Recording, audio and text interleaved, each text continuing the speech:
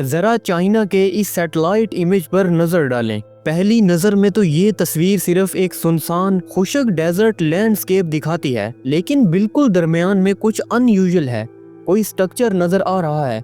जब हम zoom in करते हैं तो पता चलता है कि ये बिल्कुल एक एयरक्राफ्ट कैरियर की तरह दिखाई देता है, जिसे पूरी दुनिया के मिलिट्रीज अपने फ्लोटिंग एयर बेसिस के तौर पर इस्तेमाल करती हैं, जिनमें रनवेज, फाइटर जेट्स और वेपन सब कुछ शामिल होता है। लेकिन हैरानकुन बात यह है कि ये ओशन में नहीं बल्कि डेजर्ट के दरमियान बनाया गया है। अब सवाल ये पैदा होता है कि आखिर क्यों चाइनीज मिलिट्री इन मेगा स्ट्रक्चर्स को इस डेजर्ट के अंदर बिल्ड कर रही है। जो बात सब छुपा रहे हैं वो हम बताएंगे, क्योंकि ये है फैक्ट्स नहीं। अगर आपको ऐसे ही हैरानकुन मेगा प्रोजेक्ट्स पर वीडियोस देखना पसंद है तो चैनल को सब्सक्राइब जरूर कर लीजिएगा। आइए थोड़ा जूम आउट करते हैं ताकि हम क्लियरली तौर पर समझ सकें। ये satellite image north western China के टकलामाकन डेजर्ट पर ली गई थी। आम तौर पर एयरक्राफ्ट कैरियर्स समंदर की सख्त और बेरहम लहरों पर ऑपरेट करते हैं, लेकिन ये इलाका अगरचा बहुत ज्यादा खुशक है, मगर कंडीशंस यहाँ भी एक्सट्रीम ही होती हैं। देखा जाए तो ग्लोबल पर्सपेक्टिव से टकलामाकन डेजर्ट बहुत फैसिनेटिंग जगह है। गिरदो नवा के डेजर्ट ज्यादातर रॉक पर मुश्तमिल हैं, लेकिन टकलामाकन प्योर सैंड से बना हुआ है। हकीकत में ये दुनिया का दूसरा सबसे बड़ा सैंड डेजर्ट है। ये डेजर्ट बहुत वसी, अनहैबिटेड और इंसानों के टच से तकरीबन दूर है।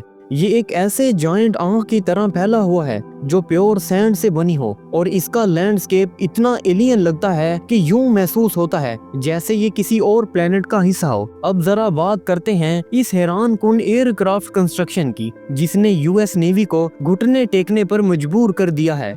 ये वो कंस्ट्रक्शन है जिसने पूरी दुनिया को दिखा दिया है कि चाइना किस तरह अपने डेजर्ट को भी एक पावरफुल प्रैक्टिस ग्राउंड में बदल सकता है। गुज़िश्ता कुछ सालों में चाइना ने अपने एक्सपेंडिंग एयरक्राफ्ट कैरियर प्रोजेक्ट की वजह से काफी हेडलाइंस बना चुका है। सिर्फ 15 साल पहले तक चाइना के पास एक भी एयरक्राफ्ट कैरियर नहीं था, आज इसके पास 3 हैं।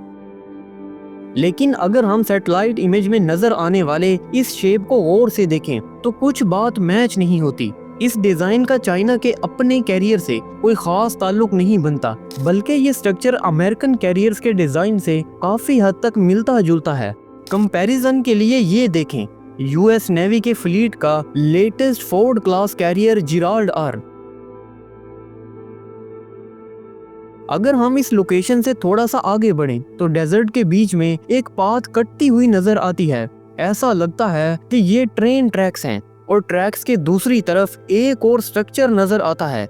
ये वाला एयरक्राफ्ट कैरियर तो नहीं लगता, लेकिन इसकी शक्ल अरलीग बुर्की क्लास डिस्ट्रॉयर से स्ट्राइकिंग सिमिलरिटी रखती है, जो कि यूएस नेवी की सबसे ज्यादा इस्तेमाल होने वाली वॉरशिप में से एक है। ये सिमिलरिटी सिर्फ इसके जनरल शेप की वजह से नहीं, बल्कि इसकी की फीचर्स की प्रिसाइज आउटलाइंस की वजह से भी साफ नजर आती है, जैसे शिप का ब्रिज, इसके फनल्स और हत्ता के वो वर्टिकल लॉन्च सिस्टम जो मिसाइल फायर करने के लिए यूज होता है। लेकिन ये स्ट्रक्चर्स असल शिप जैसे भी नहीं लगते। ये ज्यादातर एक फ्लैट मॉकअप की तरह नजर आते हैं, यानी ऐसे रेप्लिका जो ओरिजिनल शिप्स की नकल में बनाई गई हों। जब हम हिस्टोरिकल सैटेलाइट इमेजेस को एग्जामाइन करते हैं तो ये बात कंफर्म हो जाती है कि 2020 में ये साइट पहली बार एक ग्रिड की शक्ल में जाहिर हुई थी, जहां कई टॉल स्ट्रक्चर्स मौजूद थे, शायद मास्ट या एंटीनास, जो अमेरिकन वॉरशिप की शेप में अरेंज किए गए थे। कुछ अरसा बाद इस शिप का पूरा आउटलाइन ज्यादा क्लियरली मार्क किया गया। इसी तरह एयरक्राफ्ट कैरियर की शक्ल भी बस एक मॉकअप ही मालूम होती है। पुरानी सैटेलाइट इमेजेस से पता चलता है कि इस जगह पर पहले एक अलग लेआउट था, जिसमें 3 मुख्तलिफ शेप्स शामिल थीं, एक छोटा और एक मीडियम साइज का एयरक्राफ्ट कैरियर आउटलाइन, और सबसे बड़ा वर्जन टॉल मेटल पोल्स के साथ ड्रा किया गया था। और जब दोबारा इन ट्रेन ट्रैक्स को देखें जो दरमियान से गुजरते हैं तो इनकी अजीब लेआउट और ज्यादा वाज़िया हो जाती है। सीधा चलने के बजाय ये ट्रैक्स मुड़ता ट्विस्ट करता है और फिर अचानक एक शार्प राइट टर्न लेता है। ये बात अजीब है क्योंकि इर्द गिर्द का पूरा डेजर्ट बिल्कुल फ्लैट है। ऐसे में कोई नेचुरल ऑब्स्टेकल्स नहीं हैं जिनकी वजह से इन टर्न्स की जरूरत पड़ती। फिर भी ट्रैक को सीधा बनाने के बजाय ऐसा क्यों बनाया गया? ये मिस्ट्री तब और भी डीप हो जाती है जब हम देखते हैं कि ये ट्रैक्स कहाँ ले जाते हैं। नॉर्थ की तरफ ये ट्रैक्स एक बेस लोकेलिटी पर जाकर खत्म होते हैं, जहां एक बड़ा हैंगर, कुछ स्पोर्टिंग बिल्डिंग्स और काफी सारे ट्रक्स नजर आते हैं।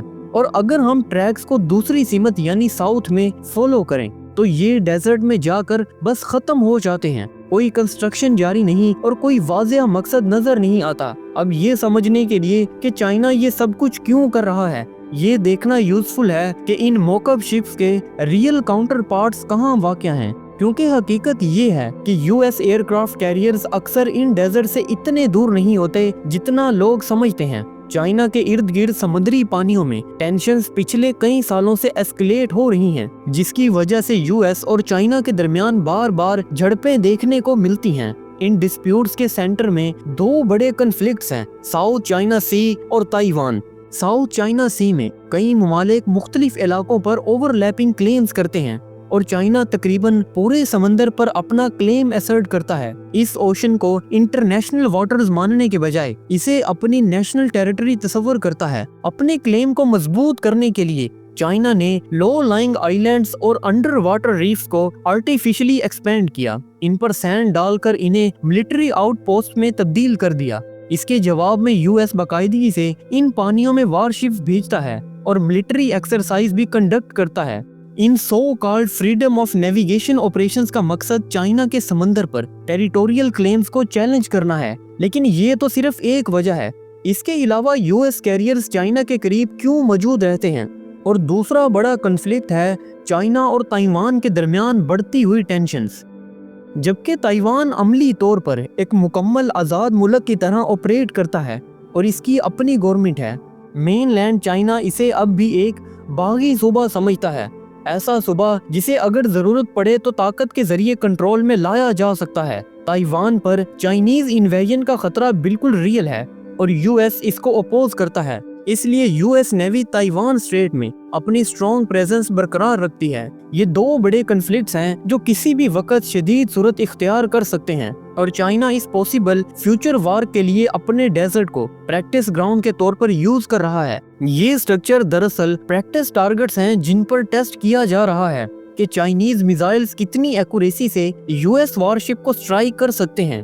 कुछ एक्सपर्ट्स का मानना है कि वर्टिकल मेटल पोल सेंसर्स हो सकते हैं जो मिसाइल स्ट्राइक्स के इम्पैक्ट को स्टडी करने के लिए इंस्टॉल किए गए हैं। एक और थ्योरी ये है कि ये रेडार रिफ्लेक्टर्स हैं ताकि किसी एक्चुअल वेसल को कॉम्प्लेक्स मेटल स्ट्रक्चर को बेहतर सिमुलेट किया जा सके और रेडार गाइडेड अटैक्स को रियलिस्टिकली टेस्ट किया जा सके। एक और डिफरेंट टेस्ट साइट की सैटेलाइट इमेजेस से भी कंफर्म होता है कि चाइना इन टारगेट्स को इफेक्टिवली हिट कर रहा है। लेकिन एक स्टेशनरी टारगेट को हिट करना अलग बात है। हकीकी वारशिप कभी एक जगह खड़ी नहीं रहेगी। यही वजह है कि इन ट्रेन ट्रैक्स की जरूरत पड़ती है। जब हम इन ट्रैक्स का एग्जैक्ट पाथ फॉलो करते हैं तो एक और एयरक्राफ्ट कैरियर मॉकअप सामने आता है जो शायद अब तक का सबसे बड़ा एलेबोरेट मॉडल है। एक मुकम्मल 3 डायमेंशनल स्ट्रक्चर जिसमें बेशुमार पोल्स लगे हुए हैं। चाइनीज आर्म्स कन्वेंशन में ली गई एक फोटोग्राफ में भी इस सिस्टम का स्केल मॉडल दिखाई देता है। इन फोटोज के मुताबिक ये मॉकअप चाइनीज आर्म मैन्युफैक्चरर कासिक ने डेवलप किया है, यानी CASIC। एक्सपर्ट्स का ख्याल है कि ट्रैक के कर्व्स को इसलिए डिजाइन किया गया है ताकि चाइना सिमुलेट कर सके कि कैसे एक यूएस कैरियर मिसाइल से बचने के लिए कौन कौन से कदम उठाने पड़ सकते हैं। यहाँ वो 2 शार्प टर्न्स ले सकता है ताकि ट्रैकिंग से बच सके या फिर स्पीड बढ़ाकर पॉसिबल इम्पैक्ट जोन से निकल सके। और सैटेलाइट इमेजरी एक बार फिर ये सुजेस्ट करती है कि ये टेस्ट कामयाब रहे हैं। लेकिन ये बात भी अहम है कि यूएस वारशिप्स के मॉकअप्स बनाने वाला चाइना अकेला मुल्क नहीं है। 2014 में ईरान ने भी एक यूएस एयरक्राफ्ट कैरियर की रेप्लिका तैयार की और ये रेप्लिका इतनी फंक्शनल थी कि पानी में तैर सकती थी। ईरान ने इसे मिसाइल टेस्ट के लिए इस्तेमाल किया और बार बार बम्बार्डिंग करके आखिरकार इसे सिंक कर दिया। ये एक्सरसाइज पूरी दुनिया की मीडिया में काफी हाईलाइट हुई। हालांकि इस खास केस में प्रोपेगेंडा का रोल ज्यादा था, लेकिन मॉकअप टारगेट्स के साथ ट्रेनिंग करना एक कॉमन मिलिट्री प्रैक्टिस है और यूएस भी ये काम अक्सर करता रहता है। यूएस अपने डेजर्ट्स में फेक टाउन्स तक बनाता है और अपने ही मॉकअप के साथ ट्रेनिंग करता है। मिसाल के तौर पे US air force base Georgia में चाइना के J-20 फाइटर जेट की एक रेप्लिका देखी गई। ये भी डॉक्यूमेंटेड है कि यूएस मिलिट्री ने रशियन Su-27 और MiG-29 जैसे फुली फंक्शनल फाइटर जेट्स भी अमेरिकन सोइल पर ट्रेनिंग के लिए इस्तेमाल किए हैं। लेकिन इन चाइनीज मॉकअप्स को लेकर जो बात यूएस के लिए खास तौर पर कंसर्न का बायस है वो ये है कि चाइना कोई आम वेपन टेस्ट नहीं कर रहा। चाइना इन टेस्ट के जरिए ऐसा सिस्टम डिमोन्स्ट्रेट कर रहा है जो दोनों बड़े कॉन्फ्लिक्ट्स में मिलिट्री स्ट्रेटजी को फंडामेंटली चेंज कर सकता है। यूएस इंटेलिजेंस का मानना है कि चाइना के पास डोंगफेंग 21D मिसाइल्स की एक स्पेशल वेरिएंट मौजूद है जो खास तौर पर मूविंग वॉरशिप जैसे एयरक्राफ्ट कैरियर्स को टारगेट और डिस्ट्रॉय करने के लिए डिजाइन की गई है। ये चाइनीज मिसाइल्स एक बैलिस्टिक ट्रैजेक्टरी फॉलो करती हैं, लॉन्च होकर एटमॉस्फेयर में बहुत ऊपर जाती हैं और फिर एक्सट्रीम स्पीड से वापस जमीन की तरफ आती हैं। ये मिसाइल ट्रेडिशनल बैलिस्टिक वॉरहेड की तरह सीधा नहीं जाता बल्कि मिड एयर में अपना सोर्स एडजस्ट कर सकता है,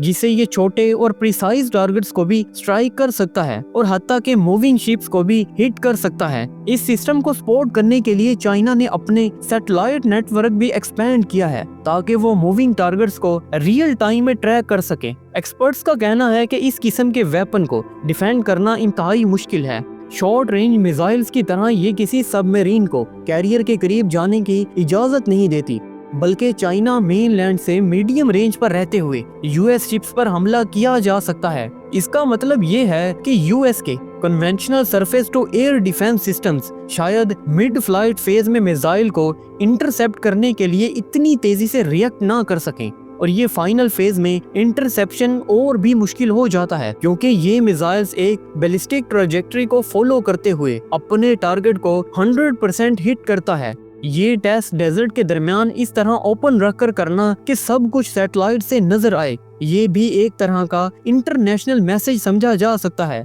क्योंकि चाइना के लिए फायदा इसी में है कि इसकी कैपेबिलिटीज का सबको पता चले। सिर्फ इस टेक्नोलॉजी की मौजूदगी में ही चाइना पावर बैलेंस को अपनी तरफ शिफ्ट कर रही है। अगर यूएस अपने कैरियर्स को मिसाइल की स्ट्राइकिंग रेंज में नहीं ला सकता तो इसे इन्हें चाइना से दूर रखना पड़ेगा, और इसका मतलब ये होगा कि कॉन्फ्लिक्ट जोन्स एयरक्राफ्ट के रेंज से बाहर हो जाएंगे। यूं एयरक्राफ्ट कैरियर्स की यूटिलिटी तकरीबन खत्म हो जाएगी, और इस तरह चाइना को इस वेपन को यूज किए बगैर ही अपनी पावर प्रोजेक्शन में बड़ा एज मिल रहा है। ताइवान भी इस पॉसिबिलिटी के लिए तैयार हो रहा है कि हाल ही में ताइवान ने एक large scale military drill announce की है जिसमें चाइनीज इन्वेजन को सिमुलेट किया जाएगा, और इसमें 22,000 से ज्यादा रिजर्विस्ट हिस्सा लेंगे। अभी तक यूएस के बड़े न्यूज आउटलेट्स ने इस स्टोरी को ज्यादा हाईलाइट नहीं किया, लेकिन ये एक अहम डेवलपमेंट है जिसे जरूर फॉलो करना चाहिए। अगर इस पूरी वीडियो को समराइज करें तो एक बात बिल्कुल साफ नजर आती है